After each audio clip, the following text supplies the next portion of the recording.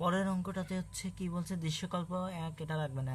ঘ নাম্বার বলছে দৃশ্যকল্প 2 এর ওয়াই প্লাস আয়নের ঘনমাত্রা এত হলে, ওয়াই প্লাসটার ঘনমাত্রা এত হলে বৈদ্যুতিক বাতিটির উজ্জ্বলতার কিরূপ পরিবর্তন হবে। হ্যাঁ, ই সেল বের করি আমরা বুঝবো যে বিদ্যুতের হচ্ছে বৈদ্যুতিক বাতির উজ্জ্বলতার কিরূপ পরিবর্তন হবে সেটা ই নট বের ই সেল বের করলেই বোঝা যাবে। এখন হচ্ছে আগে ছিল হচ্ছে 0.3 মোলার, এখন হয়েছে হচ্ছে 1.5 মোলার। এইটা পার্থক্যটা করলে কি হবে। তো এখন এক্স ওয়াই দুইটা মৌল দেওয়া আছে হচ্ছে তোমার নিকেল। আচ্ছা, তো এক্স ওয়াই মৌল দুইটা হচ্ছে আমার হচ্ছে নিকেল আর হচ্ছে সিলভার। তো আমরা হচ্ছে সব কিছু দেওয়া আছে, অ্যানোডের বিক্রিয়া ক্যাথোডের বিক্রিয়া দুইটা লিখে কোষ বিক্রিয়া লিখলাম। লেখার পর হচ্ছে যোজ্যতা হচ্ছে 2 পাইলাম, আদান প্রদানকৃত ইলেকট্রন সংখ্যা, তারপর হচ্ছে ই সেলটা বের করবো মূলত। তাহলে ই নট সেল মাইনাস আরটি ভাগ ইএফ লন নিকেলের উপর হচ্ছে আয়নগুলো অবশ্যই হচ্ছে কি বিক্রিয়া লেখার সময় আয়নগুলো নিব। উৎপাদের ক্ষেত্রে এই যে আয়নগুলো নেওয়া হয়েছে নিকেল 2+, আর হচ্ছে সহগ তো নিতেই হবে পাওয়ারে। বিক্রিয়কের ক্ষেত্রে ওই যে আয়নগুলো নিছে সিলভার প্লাস নিয়ে হচ্ছে সহগগুলো নিছে নিয়ে করছে বের করছে ই সেল। অনুরূপভাবে পরেরটা বের করছে। ঘনমাত্রা পরিবর্তন 1.5, একবার হচ্ছে 0.3 এর জন্য বের করছে, একবার জন্য 1.5 এর জন্য বের করছে। অনেক সময় লবণ সেতু কোষ সহ ডায়াগ্রাম বলে, এটা কিছুই না, আগেরটার মধ্যে সব কিছু সেম। এরপর একটা নতুন টাইপ হচ্ছে কি, যখন দুইটা ফুল কোষের জন্য পড়তাম পূর্ণ কোষ বিভব বের করতাম, এখন হচ্ছে শুধু অর্ধকোষ বলছে। 25 ডিগ্রি সেলসিয়াস তাপমাত্রায় নিকেল 2+ থেকে হচ্ছে নিকেল ধাতু হয়েছে, এর অর্ধকোষ বিভব নির্ণয় করো। তো নিকেল জিঙ্ক সালফেট প্লাস নিকেলের বিক্রিয়া দেওয়াই আছে উপরে।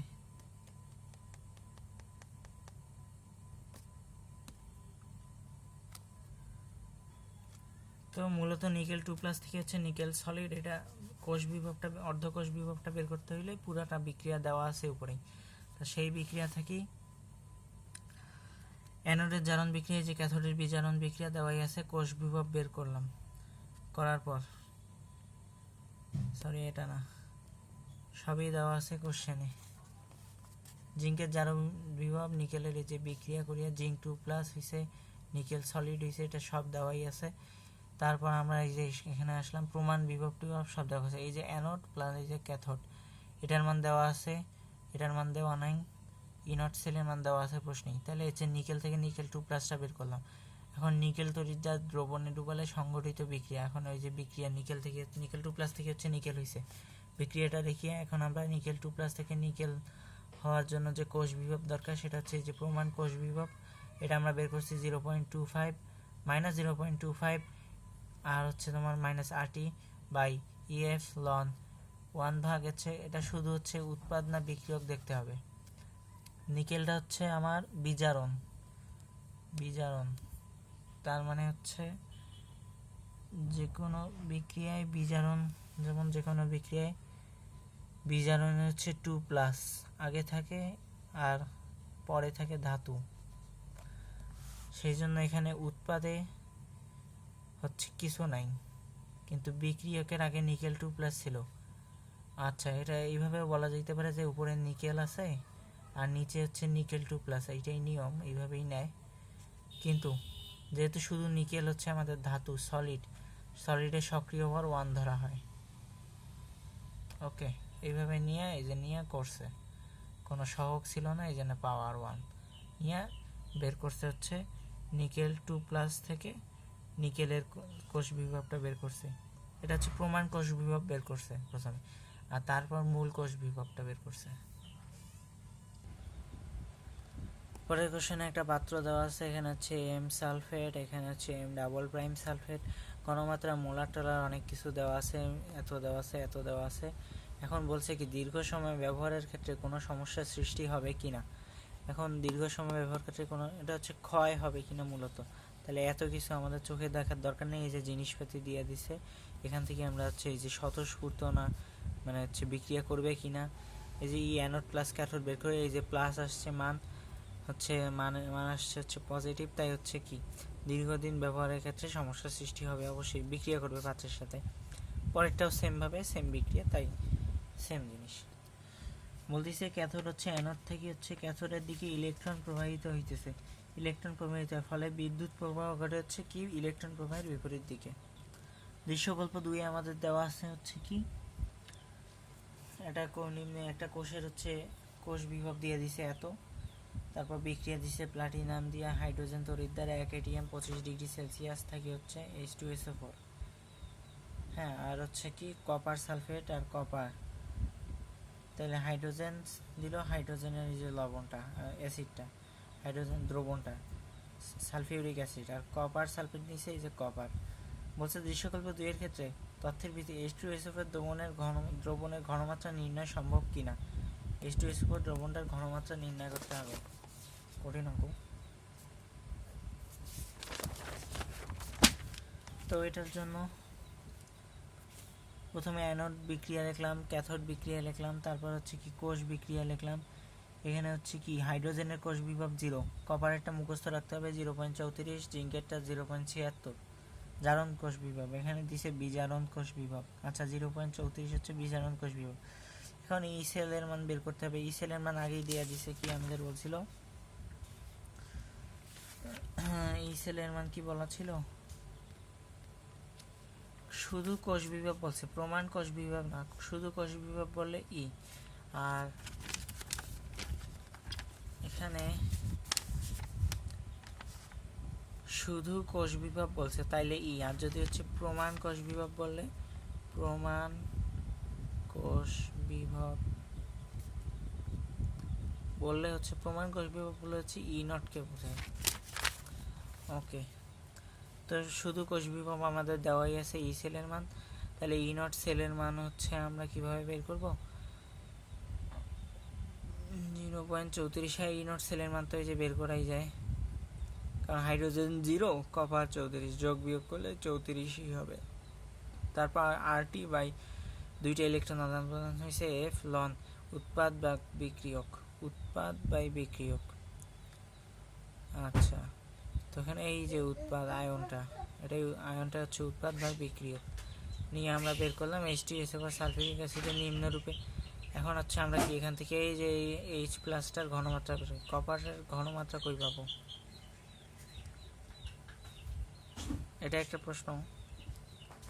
হাইড্রোজেনের ঘনমাত্রা বের করলাম, কপারেরটা কোত্থেকে আনে বসাইলাম, আচ্ছা ধরলাম কোথাও থেকে আনছি, H2SO4 কে ভাঙলাম দুইটা, এই যে হাইড্রোজেন, তাহলে হাইড্রোজেনের ঘনমাত্রা এটা হচ্ছে যেটা বেরাইছে, হ্যাঁ এটা গুরুত্বপূর্ণ, H2SO4 এর থেকে হচ্ছে দুইটা হাইড্রোজেনের হচ্ছে আমরা টোটাল ঘনমাত্রাটা বের করছি। হ্যাঁ, H2SO4 থেকে হাইড্রোজেনের টোটাল ঘনমাত্রা বের করছি, কিন্তু হাইড্রোজেন আছে তো দুইটা, তার জন্য হচ্ছে H2SO4 এর ঘনমাত্রা 2 দিয়ে ভাগ দিয়ে একটা H প্লাস, এটা হচ্ছে একটা H প্লাসের ঘনমাত্রা।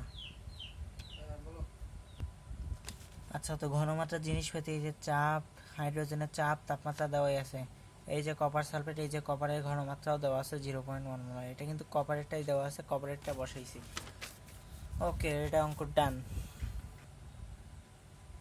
তারপর আমাদের পরের অঙ্ক কি বলছে, 1 নং পাত্র, এই যে 1 নং পাত্র আছে জিঙ্ক 0.5 মোলার 20 মিলি, জিঙ্কের জারণ বিভব দেওয়া আছে। হ্যাঁ, 1 নং পাত্রের আয়নটিকে অর্ধেক পরিমাণ ক্যাথোডে সঞ্চিত করতে, অর্ধেক পরিমাণ মানে হচ্ছে কি W/2 পরিমাণ হচ্ছে ক্যাথোডে সঞ্চিত করতে 2 অ্যাম্পিয়ার বিদ্যুৎ কত সময় ধরে প্রবাহিত করতে পারে, টি চাইছে। এখন দেওয়া আছে কি কি দেখো, ভি এর মান দেওয়া আছে, এস এর মান দেওয়া আছে, মোল সংখ্যা হচ্ছে তোমার, আচ্ছা মোলটা ধরো নাই আমাদের, অথবা হচ্ছে কি W/2, ওটা দিয়েও করতে পারতাম আমরা, তো ওটা করলাম না, ধরলাম যে এন সংখ্যক আছে, এন মোল সংখ্যক আছে, এন মোল আছে, এন মোলের হচ্ছে অর্ধেক ভাগ হচ্ছে আমাদের কি ক্যাথোডে সঞ্চিত করতে হবে। এন মোলের অর্ধেক হচ্ছে কি এই যে 0.5 × 10⁻³ এই যে এটার অর্ধেক গেল। এখন আমরা হচ্ছে ডাব্লিউ এর মান বের করবো, ডাব্লিউ এর মান সূত্রে বের করতেই চলে আসবে W/m, চলে আসলো IT/F, আই এর মান দেওয়া আছে, টি এর মান চাইছে, হ্যাঁ ই এর মানও জানি আমরা, এফ এর মানও জানি, W/m হচ্ছে এন এর মানে যে n/2 এর মানটা এখানে বসাবো, বসায় টি এর মান বের করবো, অঙ্ক শেষ। পরের অঙ্কে আসলে দেখা হচ্ছে যে 250 মিলি 0.5 মোলার জিঙ্ক সালফেট দ্রবণ দেওয়া আছে, জিঙ্কের জারণ বিভব দেওয়া আছে, অ্যালুমিনিয়াম নিয়ে একটা আবার বিভব দেওয়া আছে, কিছু একটা আছে, জারণ বিভবই দেওয়া আছে। যাই হোক, বলছে উদ্দীপকের দ্রবণের মধ্য দিয়ে এত এত অ্যাম্পিয়ার বিদ্যুৎ 1 ঘন্টা ধারা চালনা করলে তড়িৎ বিশ্লেষণের পর দ্রবণের ঘনমাত্রা কত হবে। দেওয়া আছে কি আই পরিমাণ বিদ্যুৎ টি সময় ধরে চালনা করছে। ভি আছে, এস আছে, এমও আছে, সবই আছে, জারণ বিভবও আছে। তো আমরা দেখো চালনা করলে তড়িৎ বিশ্লেষণের পর ঘনমাত্রা, একটা পূর্বে ঘনমাত্রা আছে, একটা পরে ঘনমাত্রা আছে। 1 ঘন্টা চালনা করলে তড়িৎ বিশ্লেষণের পর দ্রবণের ঘনমাত্রা কত হবে। আচ্ছা, তড়িৎ বিশ্লেষণের ফলে কি হবে, আমাদের তো কিছু চেঞ্জ হবেই। হ্যাঁ, তো তড়িৎ বিশ্লেষণ করে মূল এদিক ওদিক যাবে না, মূল এদিক ওদিক যাবে না তড়িৎ বিশ্লেষণ করলে। ওকে, তো আমরা কি করলাম, এখানে আমরা হচ্ছে পূর্বে দেখলাম হচ্ছে এন ইকুয়াল ভি এস, এটা হচ্ছে লিটারের জন্য 1000 দিয়ে ভাগ করছি, মোল সংখ্যা বের করলাম। পরে হচ্ছে কি, আগে হচ্ছে এত মোল ছিল, পরে হচ্ছে কি মোল কি হবে সেটাই বড় কথা।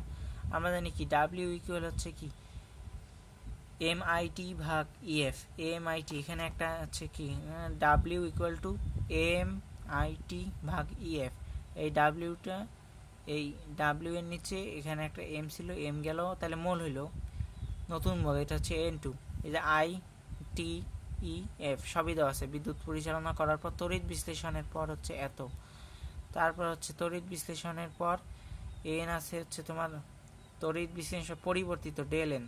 হ্যাঁ, n one minus n two, এত মোল। এখন আমাদের চাইছিল কি তড়িৎ বিশ্লেষণের পর ঘনমাত্রা কত হবে। এন ইকুয়াল আমরা জানি এবার ভি এস, তাহলে এস ইকুয়াল এন ভাগ বি, এই যে পরিবর্তিত ঘনমাত্রা, এস ইকুয়াল এন ভাগ বি, এত ভাগ এত লিটার ইজ ইকুয়াল টু এত মোলার। শেষ। এখন আমরা কিছু বেসিক জিনিস আবার রিপিট করব। দেখো এম এর জারণ বিভব হচ্ছে এত থেকে এত দেওয়া আছে, 0.44 ভোল্ট এম এর জারণ বিভব। হ্যাঁ, আবার এম টু এরও জারণ বিভবই দিছে এম টু থেকে এম টু প্লাস। তো এখন হচ্ছে 0.3 ভোল্ট, যার জারণ বিভবটা বেশি সে অবশ্যই অ্যানোড, তাহলে হচ্ছে এর বেশি, আর এটা মাইনাস না, তাহলে এটা হচ্ছে অ্যানোড। এইটুকু বোঝার জন্য জারণ বিভব যার বেশি তা সে অ্যানোড। হ্যাঁ, তো হচ্ছে বাকিটা হচ্ছে আমরা উল্টাই নিলাম, তাহলে বাকিটা ক্যাথোড।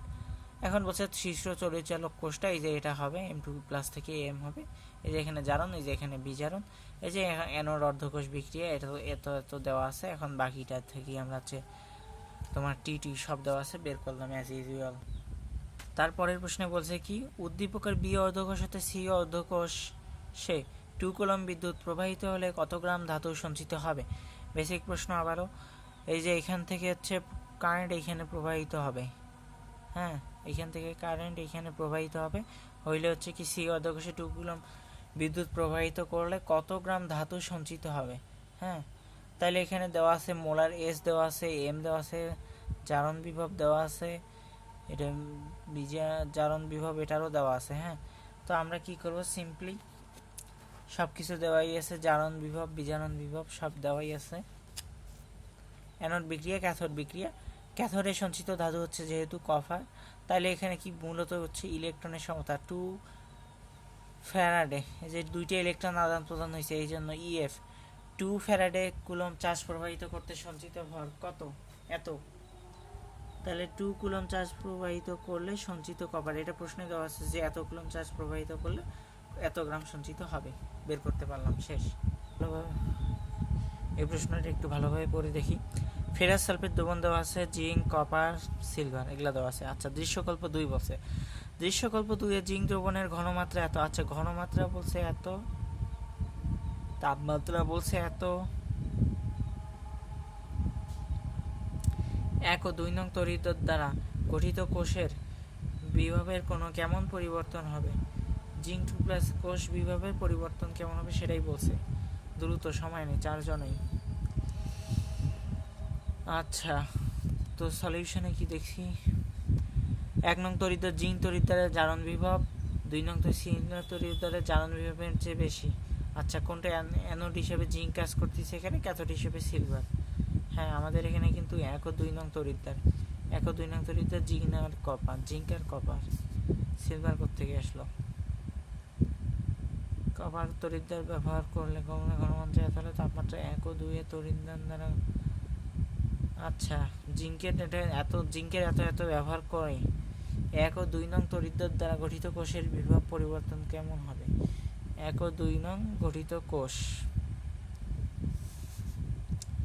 তো সিলভার তড়িৎদ্বারের জারণ বিভবের মান বেশি হয়, জিঙ্ক অ্যানোড হিসেবে এবং সিলভার ক্যাথোড হিসেবে কাজ করে। যদিও পুরাই গাঁজাখড়ি হয়ে গেল, ওটা হবে হয়তো সিলভার উপরেই হবে হয়তো -0.88। অ্যানোডে বিক্রিয়া দেখলাম, ক্যাথোডে বিক্রিয়া দেখলাম, কোষ বিভব লিখলাম, প্রমাণ কোষ বিভব আমরা বের করলাম হচ্ছে E0 না, প্রমাণ কোষ বিভব না, এটা হচ্ছে সাধারণ টোটাল কোষ বিভবটা বের করছে। কোষ বিভব বের করিয়া পরবর্তীতে জিঙ্কের ঘনমাত্রা দেওয়া আছে এত, জিঙ্ক 2+ থেকে এত। আচ্ছা, জিঙ্কের কোষ বিভব বের করছে এত, ওটা হচ্ছে টোটাল কোষ বিভব, এটা হচ্ছে জিঙ্কের অর্ধকোষের ক্ষেত্রে জিঙ্কের কোষ বিভব বের করছে এত। জিঙ্ক থেকে জিঙ্ক 2+ এর মান তো দেওয়াই আছে আমাদের প্রশ্নে, RT/NF দিয়া লন। এখন জিঙ্কের মান ছিল কত? জিঙ্ক কি উৎপাদক না বিক্রিয়ক?